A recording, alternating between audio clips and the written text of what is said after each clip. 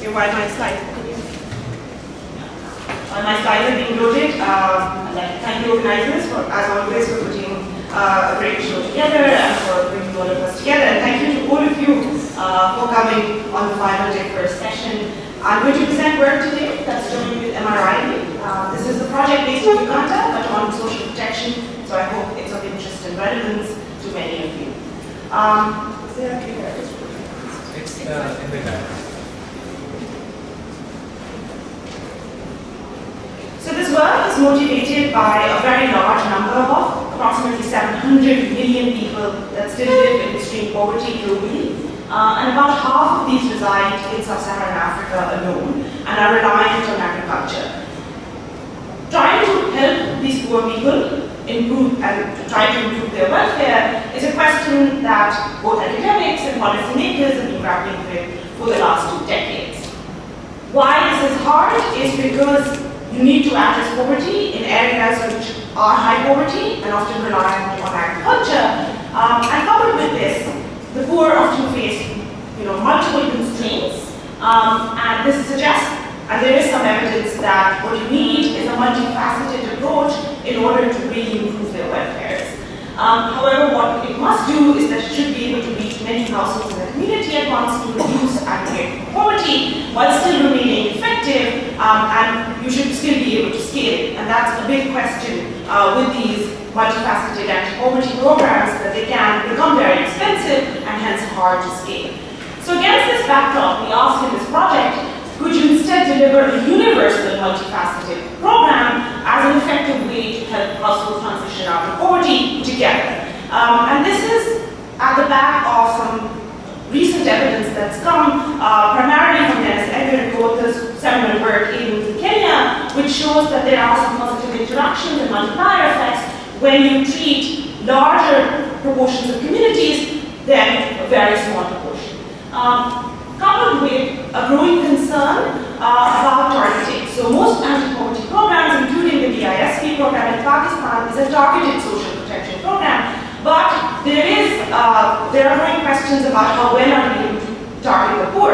It's difficult to identify who's poor, it's costly, and this error-prone nature of this process means that it's often perceived as unfair, something that Dr. Nasser was also mentioning in the context of the program he was evaluating in Pakistan. And so a universal program saves these costs, both in terms of fairness costs, but also just literally the cost of going around and doing large census activity to identify the poor, which we are not very good at identifying anyways. However, universal programs are not a silver bullet. There are concerns with universal programs, first of all, that they can be quite expensive. If you are committing to treating every individual or every household in a community, this is going to raise costs. The other concern, of course, is that if you go in with a particular kind of social protection program into a community and give it to everybody, you could create some sort of congestion in these communities. Especially if you think about, let's say, you're training them to be entrepreneurs. Surely not everybody can be an entrepreneur in a community. So you need to think carefully about what kind of a program are you designing that does not lead to congestion. And then finally, a concern is that there may be certain parts of the community that are better equipped because of prior training or education to benefit from the universal program, and that might actually, in fact, leave some of the poorest households in these communities that you really want to help behind. So ultimately, this is an empirical question then about can you really design a universal program that can be effective on average, but effective for everybody. We test this with a randomized controlled trial in Western Uganda. We worked in 335 villages. These are villages that are representative of sub-Saharan Africa. They have high poverty rates. When I say poverty, I mean extreme poverty. About 43% of the people in these communities are poor. We randomized clusters of villages into the treatment group, which is where they receive the Universal Livelihoods Program, or a control group where these villages receive nothing. And then we randomly sampled about 4,000 households from both control and treatment villages to study, nearly 3 years after the start of the program, the impact on household economic and social welfare. So everybody receives the program, and we randomly sampled about 4,000 households to look at the impacts of this universal program.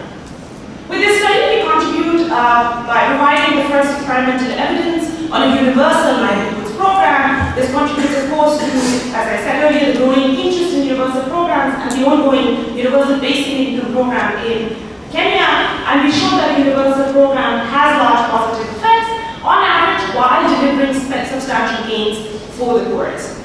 We, of course, also contribute to the evidence based on effective anti-poverty programs, which are in some ways divided into two parts currently. One is the cash transfer literature, which has shown modest effects, but these effects tend to dissipate after 2 to 3 years. And then, of course, the graduation programs or the targeting the ultra-poor programs, which many of you may be familiar with, that have shown huge promise, but are very expensive and hard to scale, and we demonstrate large benefit gains at a low cost in a relevant setting. So I'm now going to talk a bit more in detail about the study design and what the intervention entails. Wait, what exactly want to point? It's a bit tricky, right? Okay.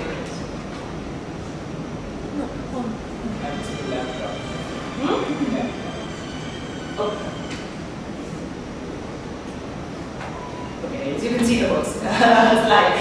So the Universal Livelihood Program that we are evaluating is delivered by Raising the Village. This is an NGO that's delivered it to hundreds of thousands of households in Uganda and is now expanding to Rwanda. So every household in these eligible villages, by eligible we mean that these needs to have high rates of poverty, and let me at the outset say this. We're not saying this program would work in an urban setting or a setting where there are very low proportion of poor people. So this is a program that works when there is a high levels of poverty. And so this multifaceted program has many of the flavors of a typical graduation program. It provides households with inputs, it provides them with training, it provides them with some health support and encouragement to form savings group. This happens over an intensive 6-month period, and then this is followed by 18 months of check-ins, after which Raising the Village just leaves these communities, and these entire villages are meant to have graduated out of poverty.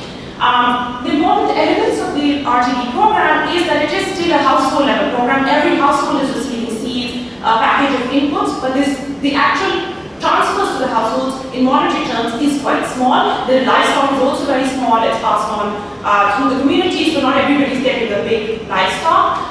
But the livestock and agricultural inputs are both tailored to the village. So they will encourage them to grow crops that are suited to the agroclimate of these communities. So they do a lot of groundwork with the government to make sure that their advice is relevant to the local communities, and as well as all the training on livestock, taking care of livestock and the best practices in agriculture, including in let's say making organic fertilizers. The other important element is that the training is at the community level, so all of the village receives the training together, and then they form committees that receive additional training and can provide ongoing mentorship in agriculture, in livestock, and hygiene, but also in savings group. So these are people within the village who they can go to for advice on an ongoing basis, and this saves costs because they don't have to have a person from RTV always available to answer questions that may arise. Okay. So in terms of the data and timeline for this project, we began with listing all households in these 335 villages, and then, as I said earlier, we randomly sampled about 4,000 households in late 2020. Then the intervention began. It was a staggered rollout starting in October 2020. We have data from a partner RTV, and this shows actually that 90% of the household at least attended each training. So this is a hugely successful program in that case, and it's of course important to the success of the program. We then went in almost 3 years later, 3 years after the start of the program, 1 year after the end of the program, and did an online survey with the same households. We had about 8% attrition, which is reasonable. It's not correlated with treatment. At this time, we also did market surveys to collect information on local market prices and availability of common goods. We also conducted a midline survey about 2 years into the program, a village elder survey, and a lean season consumption survey, all of which I will not be able to show you results from today, but these are all robustness checks that we do to make sure that our results are not driven just by the time at which we went in and did the surveys, which were post-harvest. I've mentioned this already. Randomization is at the cluster level. It is well balanced, and then the household randomization is using this listing. We're drawing a list of 24 targets and reserves, and then the idea is that the numerator is first reports the targets, and then they assign about 12 households from each village. So in expectation, our sample is representative of the village, but we can't do it because we don't have detailed census data on each and every individual. So just to give you a sense of the kind of villages we are working in and the kind of sample that we have that I'm going to show you evidence from, 71% of the household heads are married, 25% are female, mainly widows. We did stratify marital status to be able to get at what are some of the most vulnerable households in these villages. It was headed by women. 95% of these households own their own land. And this is important to mention. This is distinct, for example, from very poor Bangladeshi villages that you may be thinking of, where a lot of the farmers are landless. Here, people do have access to land. And this is, again, a common characteristic of sub-Saharan Africa. All food production is 2/3 of food consumption, so they're really reliant on agriculture as a source of what they eat themselves. And crop sales make up about half of their income. And 25% of the households already owned a non-farm enterprise. The estimates that I'm going to show you are from a very straightforward estimator. What we have here is a treated dummy, for if you are a household that is in a treated cluster, 0 otherwise. All outcomes that I'm going to show you results for are pre-specified, and the values are in USD PVP terms, and the adjustment for your shillings is given here. So I turn now to my first set of results. These are on our 4 primary pre-specified economic outcomes that we are interested in, and we see huge effects across all 4 outcomes. So we look at monthly income, labor supply to household activities and outside the household, at non-land wealth and at monthly consumption, and we see large effects on all of them. Curly brackets show you the p-value is adjusted for multiple hypothesis testing, so I think in this case you really don't need it, but we see broad-based positive improvements in economic outcomes for these households approximately 3 years after the start of the program. I'm going to now unpack where these effects come from. So 26% of the increase in household income is actually driven by crop sales, and this is when we dig deep into it, it's consistent with what Raising the Village were training them on. So they're making a lot of non-monetary investments in agriculture, such as using organic fertilizers that they produce themselves, and remove seeds that were given to them in the transfer package from RTV. Households are also more likely to run a business. These businesses, I must note, are not larger or more profitable. It's just that there's more entrepreneurial activity in treatment villages, which is why you see incomes going up on average. But each of these enterprises are not more profitable. And this is maybe in line with them not providing any credit for them to particularly expand these enterprises. But this is worth noting that there is potential here to maybe encourage them to grow these enterprises further, which it appears that the training was not sufficient to do.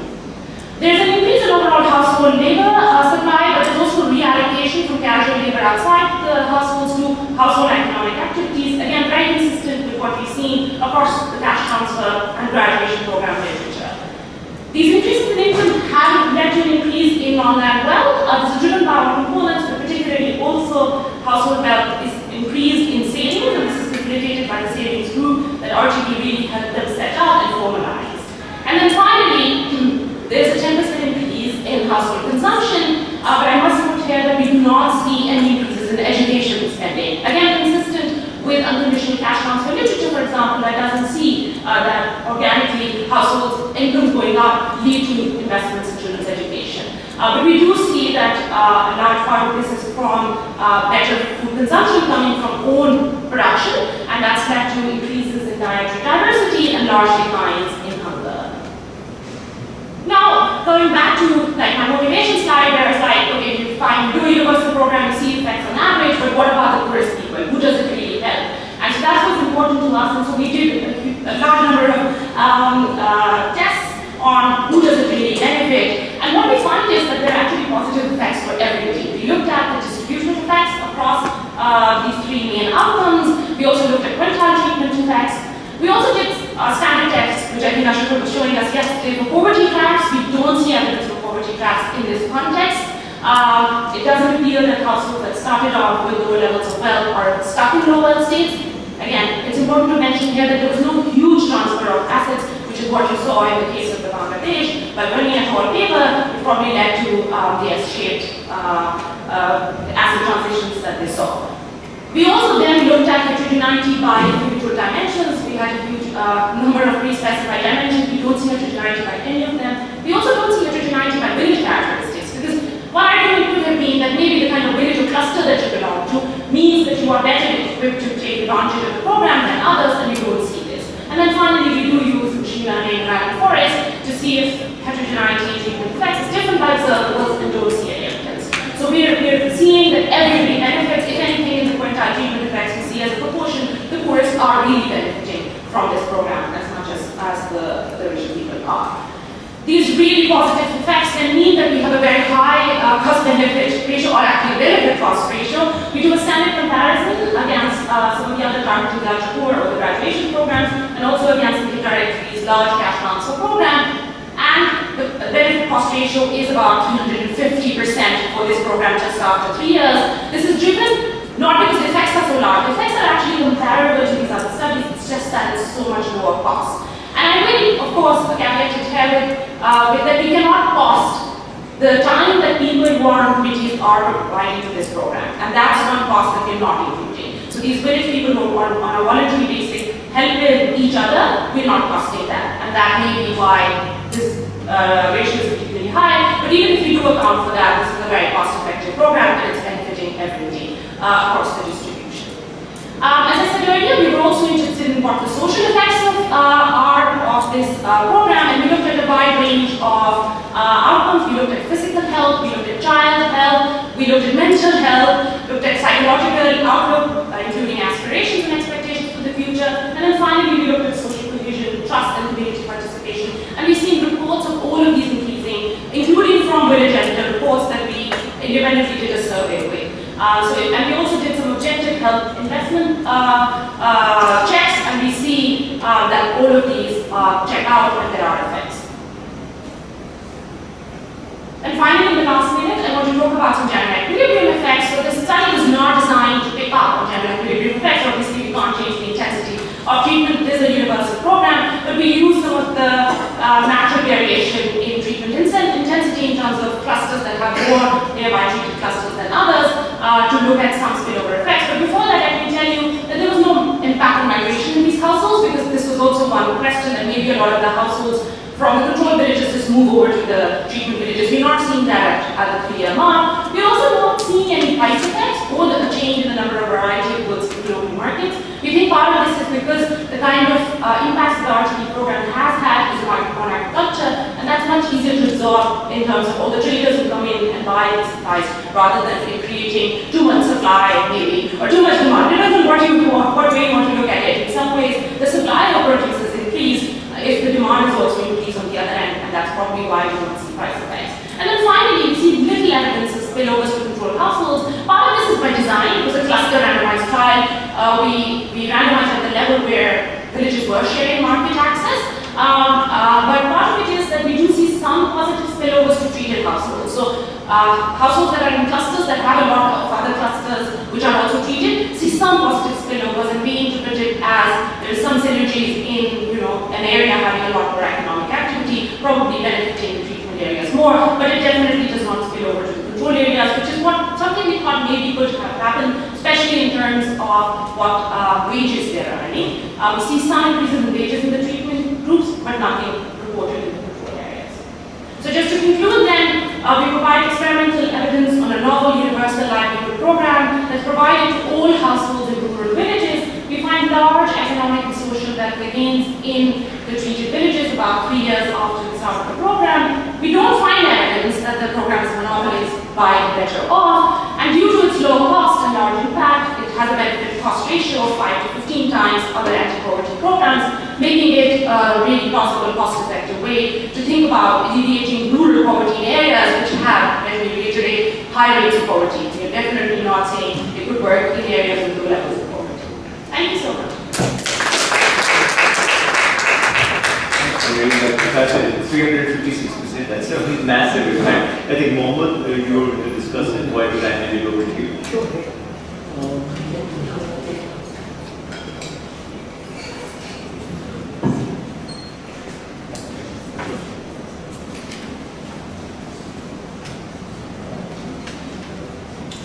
Okay, so it was a push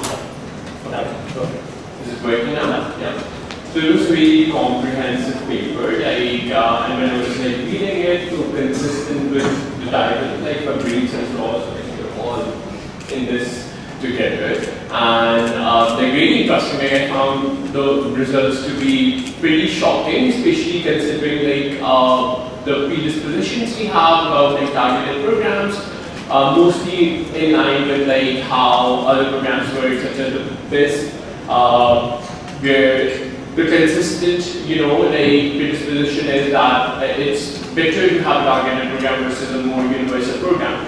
But like, again, the paper kind of really nicely addresses the core research questions about how these might be a better intervention. Again, it's through the cluster RCT.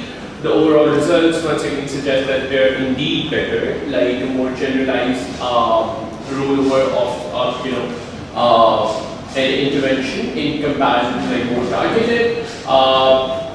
It also very comprehensively highlighted that there are potential upsides. For example, recalling some of the interventions that were mentioned, like village committees, where it's not just a universal sort of intervention, but also like it's kind of layered in a way that we are also sort of providing dedicated support in cases where it's needed, and it's kind of addresses the larger part of what we think where the targeted programs might be better. So, one of the very interesting findings for me was that there is like a lot of micro safety as well. So no local inflation, no price effect, which the paper again very comprehensively highlighted. This was something which I kind of was wondering when I was going through the paper, that this might be one of the potential spillover effects, but again, like it shows that consistent with the methodology that it is not the case, which again is very interesting. I had I really had any comments per se, but more rather like some questions. So I was curious that can we attribute these gains to agriculture inputs versus training versus livestock. So for example, if there's any sort of heterogeneity between interventions that are happening, because this is in a more educated context. So for instance, if let's say agriculture inputs had a better sort of spillover versus, for example, the livestock. I was also curious if there might be some underlying mediatory effects here as well, like say one influencing larger spillovers versus others, and thus mediating the effects across the multifaceted dimensions as well. Since there's already the RTD customized input packages by the villages based on the climatic data, I think one way could be to use the exogenous variation. Maybe Professor Melvin can provide some input on this. But yeah, that was something I was wondering when I was reviewing the paper. Similarly, even in most modest level of differences in compliance or training, maybe like a subsample of villages for disentangling exactly if there can be differences just by the sake of training compliance. So for example, if there's a higher level of training compliance, while there was a very, very, very minor difference highlighted in the paper, but if that, even if that can be as a subsample exploited for understanding such kind of mediatory effects. Then some other curiosity questions, mostly in policy questions. How does this compare to programs globally, especially for example programs like BISP over here? There has been a lot of evidence. I recently read a paper where again it was kind of underlined that BISP intervention itself has a lot of problems. So how does this compare? Maybe there is some policy implication for Pakistan, and we can kind of redo BISP in a way that's more universal versus targeted. How does another as an economic geographer, again one of the curiosity question I had was like how does geographical proximity plays a role. Kind of when I was, like when the distance matrix was used for the spillover effects and just for grounding the results. So in that sense, it does seem that it does kind of plays, a role. So geographical proximities, social proximities, and yeah, and rest of that is just pretty much like appendix stuff, nothing really too interesting. So these were some of the comments I had.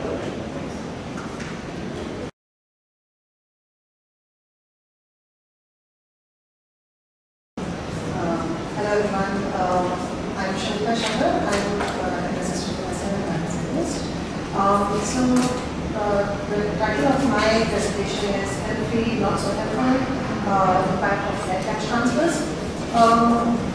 So my study is focused on the ADE25 transfer program that is been going on in science since 2008. So the motivation of doing this particular study was the many social protection programs that have been rolling out in Pakistan over the years.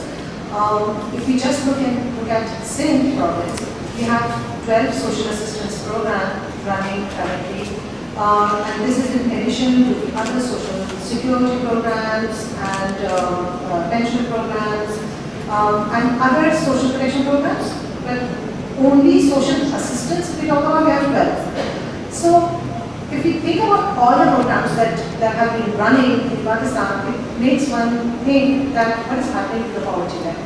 The poverty level is, some of the studies show that it is around 42.4%, while some other studies have a kind of over estimate, which is 44.7%.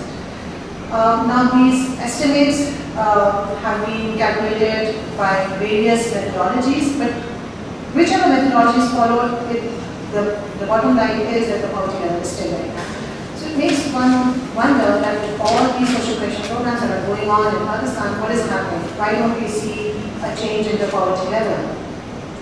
So that was one of the motivations that I had by looking at the ADE25 program. Now, in just last year, the total disbursements were PKR 385 billion rupees, which is quite a large amount that is being dedicated for the upliftment of the poor people. Now, considering the fact that Pakistani government has a fiscal constraint, spending this much amount of money, with a lot of people constantly emphasizing that this money should be increased for the poor people to further decrease the poverty level. I think it's very necessary to understand how this money is actually being spent. So, now just for a background, this is targeting the most marginalized and economically deprived segments of the society. It contributes to several SDGs, and like I said, it's been running since 2008, the unconditional cash transfer program which comes under this. Now, my study tries to understand the net impact of the cash transfer. That means that when these people are going to collect this cash transfer, what are some of the costs that these people are incurring, and is that probably one of the reasons that we don't see a decline in poverty? The cost of collection of this transfer includes multiple heads. One of the major heads being the bribe that is given to the agents that are dispersing these cash transfers to the poor people. Other costs include travel costs, the food costs, the time spent in traveling, and then waiting in line. Sometimes these women are waiting in line for up to 8 hours, and I was surprised to see that even under the scorching sun, they were waiting in line to get this transfer. So my study finds that when we incorporate all these cost of collections in this cash transfer and calculate the net cash transfer, we actually don't see much impact on the labor force participation, which is one of the indicators of cash transfers. Just for some background knowledge, when I was conducting this survey, That was in 2022, and at that time, the PMT score, the cutoff score to become an eligible beneficiary was 16.17. That means that all those households having a score of PMT below 16.17 were deemed eligible, and they should also be having a ever married female living in their household. The meaning that the woman could be currently married, divorced, or widowed. And of course, they should be having an NIC. At the time of my survey, the amount of transfer that was being given was 20,000, which was being given by union. Now, of course, this transfer has increased over the period of time, but at the time of the survey, it was 12,000. Okay, so looking at a number of studies that have already seen the impact of the cash transfer on labor force participation, we see that there is quite a bit of mixed evidence. A number of studies show that cash transfers decrease labor supply because the pressure of managing household expenditures kind of diminishes and people are not so worried about earning money. So we do see that in certain contexts, the cash transfer actually causes a decrease in the labor supply. And this might be relevant in the context of Pakistan because the cultural norms are such that they actually inhibit women from working. So it seems plausible that maybe this cash transfer might be decreasing the labor force participation for females. Now, at the same time, there is another whole set of studies that talk about how these cash transfers have actually increased the labor force participation.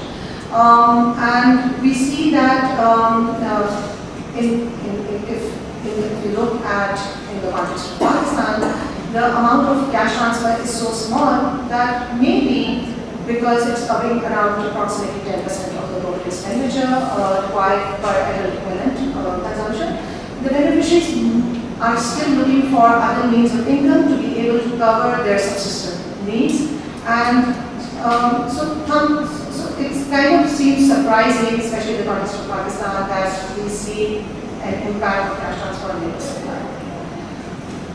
Now, if we specifically look at the studies that have been done in the context of Pakistan, there are very few studies, and some of them they show that there is based evidence regarding that as well. Some of them are showing that there is a slight increase in the male labor force participation, with no change in female labor force participation. Some studies also show that there is a decrease in child labor. So considering these mixed evidences,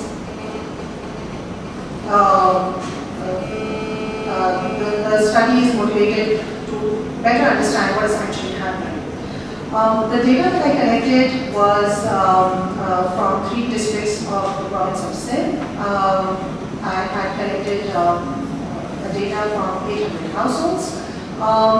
And the 3 districts were Shikarpur, Umarkot, and Shahid Benazirabad. These districts were sampled in such a way that from each district, 1 tehsil and then 2 union council from each district were randomly selected, and then the households were further selected randomly from each of them. Now, the data that I have received from the list authorities, it contained information regarding both beneficiaries and non-beneficiaries having a score of 12.51 to 19.83. Now, it is very important to understand that sometimes, although, like I said, that if the beneficiary had a score of 16.17 and below, they would become a beneficiary. But then certain people would still not be considered a beneficiary if they were not having an NIC card. And certain beneficiaries, certain households would be considered beneficiary even though they had a score of 16.17 and above if they had a transgender in their household, or they had more than 4 children in the household, or they had a disabled person. So we don't see a very clear cutoff score in this particular sample size. Not size, as it is size. So the kind of variable on which I collected the data was the number of hours per adult worked last week, which was further disaggregated gender-wise. I also collected data regarding their employment status, the kind of employment they engaged in. I I found out the data from regarding the local labor market condition using the labor force survey. Then I collected data regarding other demographic variables, and also the main focus of attention, which is the cost of production. I collected detailed data regarding all of the heads, which I'm going to discuss in a bit. So one of the, like I said, the major head was the help fee that was given to these agents when these females went to collect the cash transfer.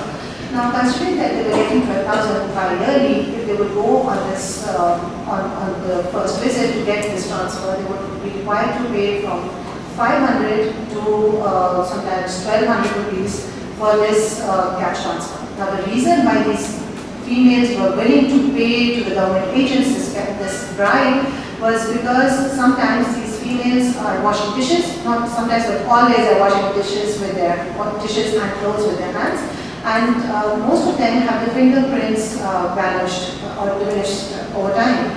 So when they are trying their biometric, their fingerprint on the biometric verification machine, it does not always approve them as eligible at the first time. So the agent, just to convince the agent to give them a chance to do this verification the second time or the third time, they have to pay this bribe. Now, 95.3% of the beneficiaries that were surveyed reported having paid this fee. An additional 2% declined saying anything, and the rest said that they prefer not to say. So the mean value of the bribe given then was PKR 609. So, as you can see, if you decrease this 12,000 amount further by this bribe, it decreases significantly. Now, there were around 98.3% recipients who used some form of transport to reach the collection center, which included bus, rickshaw, motorbikes, taxis, and the mean of the cost of two-way transport is 3.1% of the total cash transfer. Now, around 5.6% of the beneficiaries said that they spent around PKR 1,000 or more on transport, mostly because they had to travel larger distances to reach these dispersal centers. Now, since often the recipient does not travel alone due to personal reasons, the details regarding the person accompanying them was also taken, but it was not included in the final calculation because most of the time it happens that these females are making multiple trips, and it's not always necessary that the person accompanying them is always there with them. So it would have greatly biased the results. That's why that was not included. Now, 84% of them said that they had to wait long hours in the line to collect transfer, and because they were sometimes waiting for long hours, more than 4 hours, they would have different kinds of snacks, which includes soda, chips, biscuits, burgers, pakoras, and samosas. So I calculated the cost of all these items that they had had in their last visit. I'm using data from the food authorities of Sindh. I calculated the cost that they would have incurred in their last visit for the collection of this transfer. Now, the total waiting in line time and the traveling time is also calculated, which is a kind of time lost which they could have spent in other productive activities. So I calculated that the mean time spent is 4.6 hours, and I tried to find out the wage for one using the labor force survey, and I estimated that the per hour wage was 38 rupees that they were losing out by standing in these lines. And I added that as well in the total cost of collection. So the mean net cash transfer received then is ranging between 10,000 and around 7,000 bi-yearly. So if you divide it by 6, it's little over 1,000 rupees per month. So this box and this diagram gives you an idea regarding the cash transfer that these people have been receiving. Now, the strategy that I used was fuzzy regression discontinuity, analyzing using 2SLS strategy to find out the impact of this cash transfer. And I do see that there is a slight jump in the number of hours that is being worked. See a bit of these slides. The density plot of the PMT score shows that there is no bunching over there, indicating that there is no manipulation of the PMT score. And I'll jump to these results, if you see over here, the second column which says the hours per adult worked last week, we do see that there is a slight decrease in the number of hours worked in the last week, and the results are significant if we are using the whole cash transfer amount that these people are receiving. But and I also did additional specifications, the extensive margin where people are working versus not work, and intensive margin, and then to catch up with the intensive and extensive margin. The inverse metabolic sign of labor supply is also taken, which transforms to 39% to find out the impact of this cash transfer on the labor supply. Now, in order to incorporate the heterogeneity that is being brought about because of the cash transfer, the net cash transfer, I run this specification, and the results that I get are these. And we notice that with and without covariates, we don't see much change in the labor supply, because now the net cash transfer is so small that it should not be generating any impact per se, which kind of supports the initial hypothesis by conducting this study. So the main findings are that we see no impact on per adult labor supply. And the results are significant. The analysis is done with and without covariates, with fixed and optimal bandwidth, and the results stay the same. Now, so what is actually happening? This small amount of transfer is being taken as a windfall gain, and it makes sense that it would not generate any impact on the labor supply. Now, it makes one think that why would these females actually go through the hassle of actually going and getting this transfer when it is not actually generating much impact? So, when I was talking to these females, and I was asking them, especially when they were standing in the line, I went to these centers where they were getting these transfers. Most of these women were very happy, and they felt kind of part of the system that the government is actually recognizing them and giving them some kind of transfer, and they would feel very happy upon getting it, and when they would sit in the evenings having tea with the neighbors, they would kind of boast about it that, oh, we have got the transfer and you have not. So it kind of inflates and makes them very proud that they're getting this transfer. So, and only 65.22% of the respondents stated that they were satisfied with the current level of transfer. I could have included a citing cost also that was involved in having to leave children at home, but it was not possible, as and that's one of the limitations of the study. Thank you. I know we're really to discuss it, so it's all yours.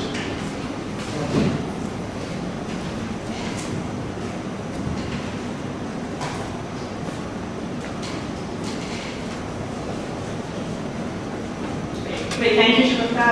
So I just begin by summarizing what my takeaway from the paper is. So the research question is that the paper wants to look at the impact of Pakistan's unconditional cash transfer program, the net effect of that, as well as its effect of the given amount on labor supply. The novelty in this paper is that it's incorporating the cost of collection, and this does not just include side payments or bribes that these women have to pay, or we can call it a help fee if you don't want to call it a bribe, but also the cost of transport and time and food that going quite a distance away from their rural villages entails. And this cost is quite sizable. It's about 15% of the transfers being lost on average, and about 95% of the women in the sample report having to pay this fee at least once. So this is really, in my opinion, the key contribution of the paper. It has a sample of about 800 households or women across 3 districts in Sindh, and the net result is that these net UCTs really have no significant effect on labor supply, whether for the man, woman, or for total household labor supply. I have 2 main comments. One is the way that the paper is written. A lot of the motivation, including in how you presented it today, was about what is the effect of a cash transfer on labor supply. I think that this is going to be a hard contribution to sell, because we have just so much evidence on what the effects of both UCTs and CCTs are on labor supply, and I just cite here, which I think you probably haven't looked at, the There's a Bayesian meta-analysis of 114 studies across low and middle-income countries by Costa and Borders. It's an NPR working paper from last year that shows that labor supply increases on average as a result of unconditional cash transfers, which is what the DISP is. And they know that the positive impacts on labor supply and income suggest no evidence of dependency theories that cash transfers demotivate income-generating activity on average. So I think it's going to be really hard to sell that we need another paper in Pakistan to look exactly at that, if it's just about that. And your estimates in Table 5 are all insignificant, so there's no variation in labor supply response at the level of side payments, which would have made this question interesting. And so I wonder, why would you look at a broad set of outcomes? I don't know if your survey has those outcomes or not, but then I was thinking that maybe what is of really value added and that came through your presentation today as well is really these side payments and what determines these side payments. And you have characteristics of these households. So maybe you want to take that as the main thing that you're writing the paper about. Is like, can you predict these using observable characteristics? What are there vulnerable households that are having to pay higher side payments, and that then obviously means that they can't take advantage of the transfer. And in general, because these payments are endogenous and you haven't done anything in your paper to take care of that, I don't think it's correct to estimate the impact of these on any outcomes, because how much a particular household or a woman has to pay is not exogenous, right? Like, part of it is endogenous, part of it is how well she understands the system,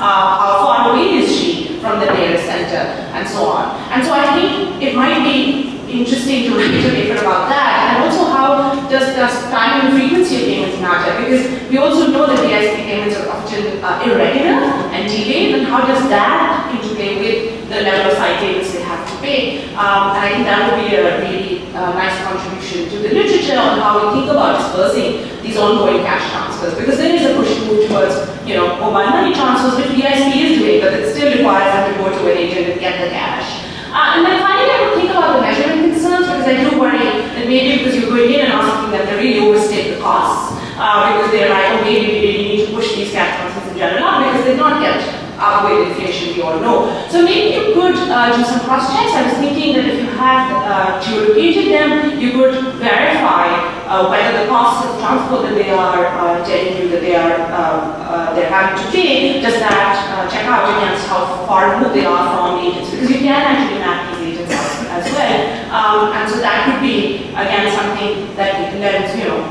novel aspect to your paper in explaining how these payment disbursements are working in practically in a low-income country setting. So I hope these are useful way to take this paper forward. Thank you.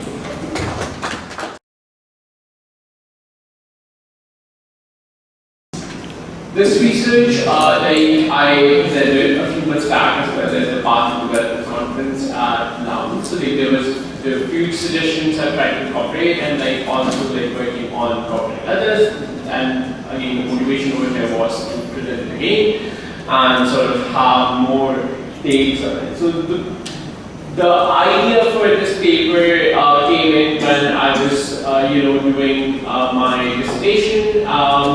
Doing a master's, and because I'm mostly interested in infrastructure research, so how does Chinese offshore investments affect local economic development and poverty? This is a very relevant question, especially in the case of Pakistan, which is one of the biggest recipients of Chinese infrastructure investments under the China-Pakistan economic corridor. So a brief outline. So CPAC was formally while there were a number of projects that were already happening, which were clubbed into CPAC later on. But officially, CPAC really was announced in 2015 when President Xi visited Pakistan and had announced with the Prime Minister back then, Prime Minister Nawaz Sharif. And the idea for the CPAC is to kind of revive what was historically the Silk Route. And this is one of the carbon extension of that. And you can see like it's what they're trying to achieve is like connecting Kashgar in the Xinjiang province in China to the Gwadar port, which is in Balochistan, kind of providing China direct access to the Arabian Sea, and kind of like trying to circumvent the Malacca Strait route. Of the pledged $65 billion investment, according to the official estimates, roughly $25 billion have been exhausted by the completion of CPAC Phase 1. However, research so far has mostly examined geostrategic, macroeconomic aspects and implications of CPAC, and barely talks about the local impacts, where there is evidence of both positive and negative effects in regions in Africa. I didn't find much in the case of Pakistan, which kind of motivated to sort of do this research on Pakistan.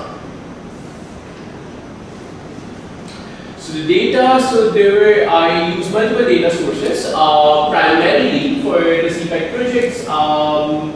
I used the georeference ADE data from the College of Williams and Mary. So the third version, or the third iteration of that data set, then roughly that covers around 80% of the CPAC projects. 20% I had to like scroll through the CPAC website and then manually geolocate them, like with a very simple kind of iteration of like what project is happening, where it's happening, and then trying to locate that on OpenStreetMaps. Then the economic indicators, we have two primary economic indicators I've used over here for measuring the local economic impact. First is to measure the economic activity at the subnational density level, and I have used nocturnal luminosity as a proxy for local economic development based on a paper from Henderson and colleagues. And the second for measuring the welfare impacts, I've used data from the roughly 4 iterations of the Pakistan Standard Living Wages Survey, which have some sort of a geographical denominator that I could have matched through fuzzy matching algorithm. Apart from the 2010, 13, and 15 and 20, the PSLM does not have like any sort of geographical denomination through which I can measure the local economic impact, and it remains limited to the second administrative level, which is the district in the case of Pakistan, and I have aggregated the data at that level for the PSLM. For the first one, it's the third administrative level, which is the TESI. So data construction was fairly simple and straightforward. For the night light, I use BIRS reflectance corrected satellite imagery, which has a resolution of roughly half a kilometer. So each pixel covers like half of kilometers. I think I made a mistake over here. It's half kilometers, so 0.5 and 0.5 not 0.75. So, and poverty and welfare panel is mostly a cross-sectional staggering approach, and with fuzzy distance district naming matching, which was the only option because like every time when they conduct the service, they change the spelling of district, and it's like pain. Methodology is very simple and straightforward. The first one is an instrument variable regression with 2-way fixed effects, and the second one is DID, like a very canonical DID, but with a specific addition. So why did I use night light? So this kind of like also grounds in terms of like the welfare impact, and if potentially we get some papers also argue we can use it as sort of as a proxy for the well-being as well at the local level, and to kind of verify that as well, I kind of used the DHS 2017, which has the geographical locations of each clusters of the survey, and then calculated the wealth index, and within the 20 kilometers of that survey cluster, I measured the nocturnal luminosity So this graphs kind of like plots and kind of show that there is strong positive relationship between well-being as well as nocturnal luminosity, if even we are not considering just the economic activity part.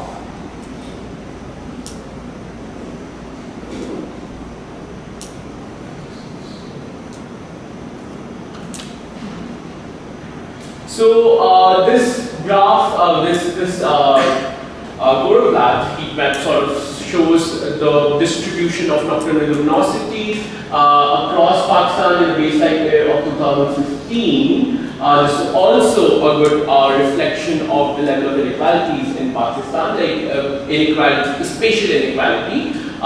Clearly, you can see that regions in Punjab are far more well lit than, say, for example, Balochistan or the KP. Karachi exhibits the most amount of light. Kind of makes sense. It's an industrial hub, also the financial capital. So again, but except for Karachi, you can also clearly see that then this also pretty bleak.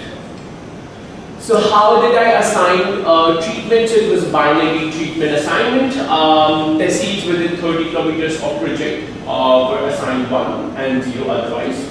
30 kilometer buffer is kind of used as a conservative estimate of commutable distance within which the project can have possible impact. But I have also, when I was verifying the results, I have also changed the buffer from as low as 10 kilometers to as high as 50.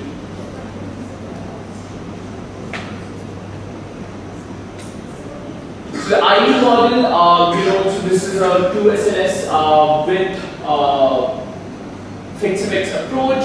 So change in night light is the key outcome of TRUSS. CPEC projects are shown over here. Then I've also added a vector of baseline geographic controls, both in both stages. Then further, I've also, if there is confounding effect of any other aid infrastructure that is happening. So as a proxy for that, I have also duplicated all the worldwide projects and controlled for the worldwide projects within those proximities.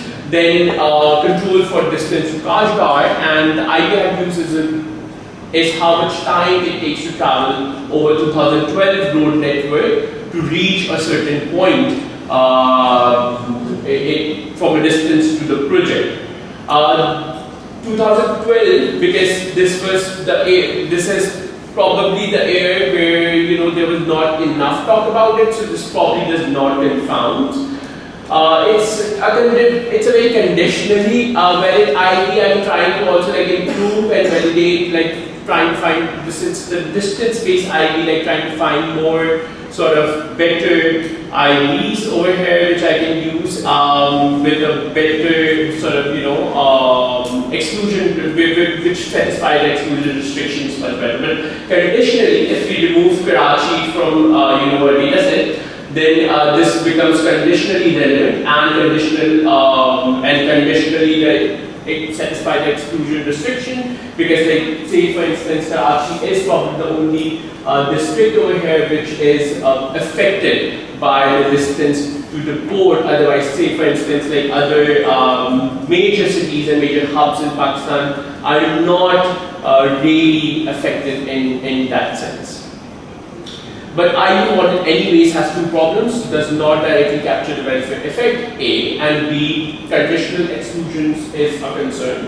So another, just to back up my results, I use a DID model which employs a staggered cross-sectional design using PSLM. But to resolve the heterogeneity in the difference in difference, I use inverse probability weighting with profit model to mitigate selection bias between treatment and controls at the baseline. Other approaches usually take other approaches usually take a staggered approach. I do not have that leverage because we don't have enough iterations of the PSLM which has a geographical denotation. So this is the DID model, very canonical. This is the matching results. So Chinese projects do tend to have very high sort of based on both the OLS results and the IB results are roughly around 30% increase in nocturnal luminosity in Tehsils around which the project has been established. IB is a bit more in terms of roughly 50% increase. F stats again is more than 10 as the rule of thumb. This over here you can see that I have kind of like tried to map all the projects and the change in nightlife between 2015 and 2020. So especially the regions of Thapaga and Gawada, they have seen a massive change in nocturnal luminosity. Can also be seen from here, nothing, a desert, and then you have suddenly a project that is there. So of course, we see massive changes. In terms of the DID model, we also see, so the outcome of interest in the DID model is classical Guy's and Foster's multi-dimensional poverty index. Living standards, there is a decline in living standard deprivation, similarly health deprivation. Interestingly, while marginally significant, there is a rise in health deprivation, and some qualitative evidence does suggest that this might exacerbate health inequalities in regions where Chinese projects have been established. Education, again, a modest 5% decline in deprivation, and overall a modest 6.5% total decline in deprivation score. I've also done some heterogeneity analysis. So energy projects in terms of nocturnal luminosity show massive increase in nocturnal luminosity when considered in terms of heterogeneity. Other two are not, other two are not significant, but results suggest that energy projects, if there is an energy project established in a region, that would see massive increase in night, and it kind of does make sense. And also, again, energy projects tend to have a negative health implication as well from the DID evidence, which is another interesting finding, more to kind of disentangle what is really happening, mainly qualitative evidence. Longer the project, the better the outcomes, higher, the greater increase in nocturnal luminosity if a project has been there for more than 3 years. Less than 3 years, the effect is smaller. Same goes for the DID analysis, and it shows that larger amount of effect is there when that overall energy projects large effect, longer the project also larger gains. So concluding this, key findings: CPEC projects boost local economic development, especially local economic activity, is strongest for energy, weaker for transport and social projects. Poor regions, based on the so poor regions have also seen more gains. So I've not included the table over here, but I've also run a quantile regression, which is an addition to when I presented this last time. So quantile regression results show that poor regions benefit more versus richer regions. Indirect channels such as schooling and wages supports the main hypothesis. So there is uptake of schooling in regions which have received the project. Some of these social projects are in fact schools established. Limitations: no project scale analysis due to data gaps. We don't have enough data for project scale level analysis. Political economic concerns are still there alongside aid attribution not disentangled in this research. Key policy takeaway are that regional absorptive capacities are really important. As long as regions are increasing their absorptive capacities to aid, they'll see better gains in the long run. And similarly, strengthening long-term development strategy is again important, because now we do have some evidence that after the phase 1 has completed, the absorptive capacities of regions have not been developed, and now we are once again kind of seeing a decline and the benefits might not materialize in the long run. And yeah, that is pretty much it for presentation.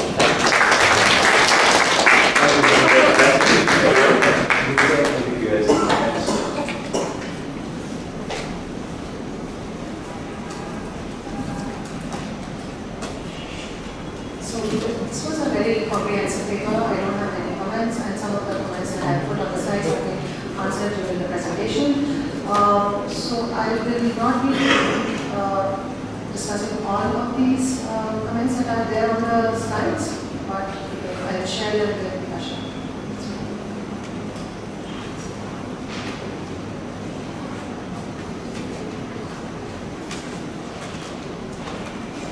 Yes, it used to be, I don't know, I turned it to the left in the board. So right, right to left. Pointing up, yeah. Just to recap that the wellness strip study is local economic effects of CPEC projects using SE level observation fluxes visible in the region. Magnetics with an ID based on log distance reports and PSLN survey with IPV estimate impacts on poverty, health and education. It reports positive effects on magnetics, larger transport and energy and base social outcomes, notably adverse health, supported by randomized and pipeline placebos, heterogeneity axis, and combined IPV. Now, this paper clearly articulates the treatment. It talks about taking into account the SES, which are within 30 km of KNC project. And robustness checks have been provided, and use of modernized data and standardized transform products are widely used in global measurements. Now some suggestions. So magnetics and CPEC cycling are spatially correlated, clustering by district alone may increase uncertainty. So probably the estimating distribution of literacy capacity, population consistent on multi-way clustering, report how frequencies changes. Also was curious where you are getting this 30 kilometer number from. So earlier studies have used 50 kilometer, and I do notice that in the appendix you have used 50 kilometer as well. And just now in the presentation you talked about having different bins, which I put over here, but I didn't see it in the paper. So probably we would put those results in the appendix, if not in the main text, just for the reader to understand that I'm really pleased regarding why we have taken this 30 kilometer distance. Then survey design and weighting, so probably identifying whether PSLM's multi-stage design has some ways to apply to investigation and show covariant balance after IPV and co-lab diagnostics beyond the propensity history. And then just be very careful regarding the interpretation of magnitudes. The I coefficient is read as percentage point change in lights with knots. The effect is approximately a percentage change. So just to reword avoid confusion and calibrate to GDP for that processing. And I'll skip this slide because this was explained. And also we can think about ID exclusion and add per stage strength versus finite sampling ID concerns. And we'll also think about districts being treated at different times because each district is not getting these projects at the same time. And then these are just some minor educational